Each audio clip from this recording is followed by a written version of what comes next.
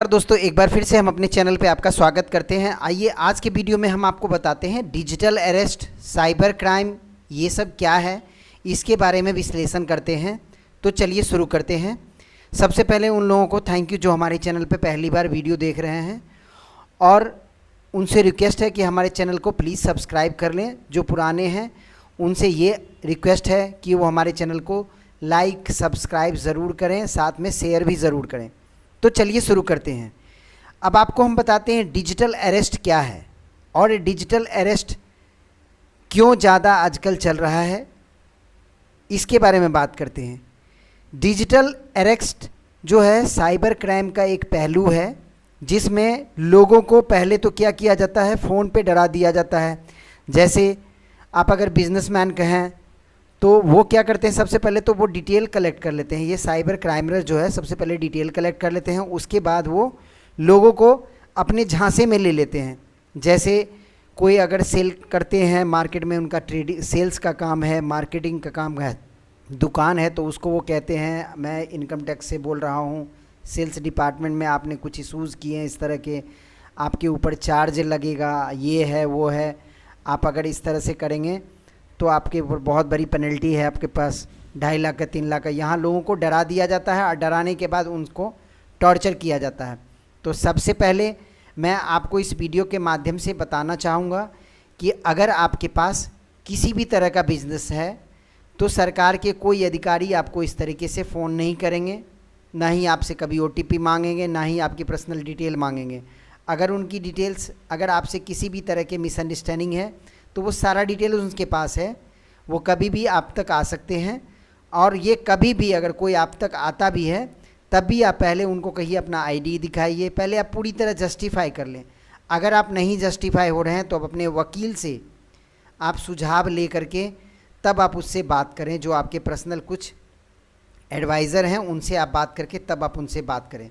किसी से बात करने के बाद कोई आपको ये कहे कि मैं CBI से बोल रहा हूँ, कोई आपको ये कहे, कई बार क्या होता है हमारे पास एक मैसेज आता है जिसमें अभी हाल फिलहाल में मेरे पास मैसेज आया कि इस लिंक को क्लिक करिए, आपकी क्रेडिट कार्ड की लिमिट बढ़ा दी जाएगी। अभी मैं जैसे क्रेडिट कार्ड यूज़ कर रहा हूँ, उसकी लिमिट अगर 25,000 है तो मेरे पास एक लिंक आता है, उसमें आप एनहेंस का ऑप्शन आता है कि अगर इसको आप अपडेट करेंगे, और बिल्कुल आपको इस तरह लगेगा कि वो HDFC बैंक से मैसेज आया है। बिल्कुल आपको इस तरह लगेगा जिस बैंक का आपका क्रेडिट कार्ड है, SBI से मैसेज आया, बल्कि वो SBI से मैसेज नहीं आता। मैंने इस चीज़ को ऑब्जर्व किया है, वो SBI से मैसेज नहीं आता, वो फ्रॉड मैसेज होते हैं। बैंक का मैसेज अगर आता है आपके पास तो बैंक से कई बार कॉल भी आते हैं, बट आपको पता लग जाएगा कि ये बैंक का कॉल है या फ्रॉड कॉल है, क्योंकि आप भी मार्केट में रहते हैं तो थोड़ा सा आपको ऑब्जर्व करना सीखना होगा। क्योंकि देखिए, अगर आप दूसरों के साथ चालाकी से बात करेंगे तभी आप लाइफ को सर्वाइव कर पाएंगे बहुत अच्छी तरीके से। क्योंकि आजकल इस तरह के बहुत सारे ठग मार्केट में घूम रहे हैं, जो साइबर का इस तरह के, और वो बहुत बड़े ठग नहीं हैं, वो बहुत छोटे मोटे लोग हैं। वो थोड़ी सी चालाकी से आपसे बात करके आपकी डिटेल्स ले लेते हैं, आपको एक लिंक भेज देते हैं कि आप ये कर लीजिए, आपको ये बेनिफिट मिल जाएगा, आपको बताएंगे आपके बेनिफिट्स के बारे में। तो सबसे पहले क्या करिए, आप उसको अपने पास बुलाइए, ठीक है। फिर उसके बाद उसके जो अधिकारी हैं उनसे बात कीजिए, सारी चीज़ पहले जस्टिफाई कर लीजिए कि वो कोई गलत आदमी नहीं है। अपनी पर्सनल डिटेल्स अगर आपको कभी भी शेयर करनी है तो आप डायरेक्टली बैंक जाके बात करें। जो बैंक का रिप्रेजेंटेटिव आपके पास आता है, आप उसका आई कार्ड ले लें, डिटेल्स ले लें, तभी आप उसके पास अपनी डॉक्यूमेंट्स की किसी भी तरह की वेरिफिकेशन करवाएं। क्योंकि बहुत सारा मामला आज तक देखा गया है कि साइबर फ्रॉड में ठगी का मामला हो रहा है। तो प्लीज़ आप इससे बचें, और इस तरह की किसी भी शिकायत आपको आती है तो साइबर क्राइम गवर्नमेंट के हेल्पलाइन नंबर पे आप कॉल करें या वेबसाइट पे आप कंप्लेन करें। अब आपको मैं बताता हूँ किस किस तरह से आपको फ़ोन आ सकते हैं फ्रॉड के, वो मैं आपको बताता हूँ। पहले तो आपके पास मैसेज आता है जो बताया जाएगा कि इस लिंक को क्लिक कीजिए, फिर आप लिंक को क्लिक कीजिएगा तो आपकी पर्सनल डिटेल उसके पास चली जाती है। फिर एक मैसेज आता है कि एनी डेस्क स्पेशल करके, तो उसको जैसे ही आप क्लिक करेंगे, वो एप्लीकेशन को इंस्टॉल करेंगे तो आपकी मोबाइल का एक सेटअप उनके मोबाइल में खुल जाएगा। फिर आपके मोबाइल का वो एक्सेस कर सकते हैं। किसी भी SMS को, किसी भी अननोन लिंक को बिल्कुल ही क्लिक ना करें जब तक कि उसके बारे में आपको प्रॉपर कंफर्मेशन ना हो। और इस चीज़ को आप दूसरों को भी शेयर करें, वो भी इस तरह से पैनिक ना हो।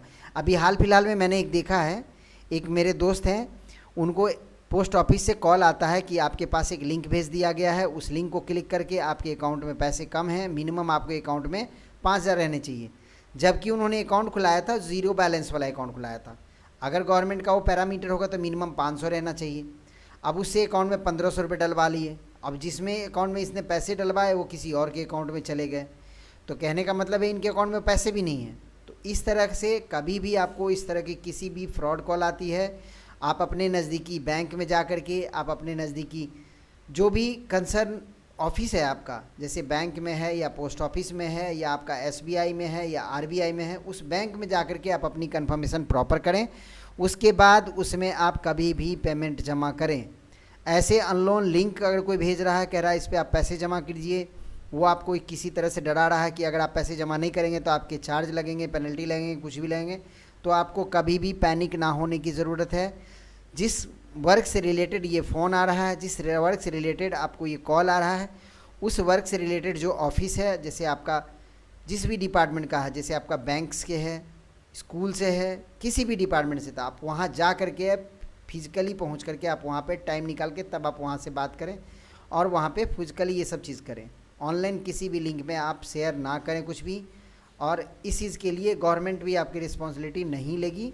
और कभी भी इस तरह की कोई दिक्कत आती है तो 1930 साइबर हेल्पलाइन नंबर है, उस पर आप कॉल करिए, इंस्टेंटली आप उसको अल्टीमेट करिए।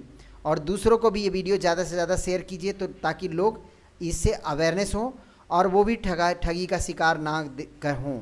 अभी 2024 में देखा गया है बहुत ज़्यादा लोग ठगी का शिकार हो रहे हैं, तो बिल्कुल आप पैनिक ना हो, पेशेंसली आप वर्क करें और कभी भी अपनी निजी जानकारी किसी को शेयर ना करें और गलत एप्लीकेशन कभी भी इंस्टॉल ना करें।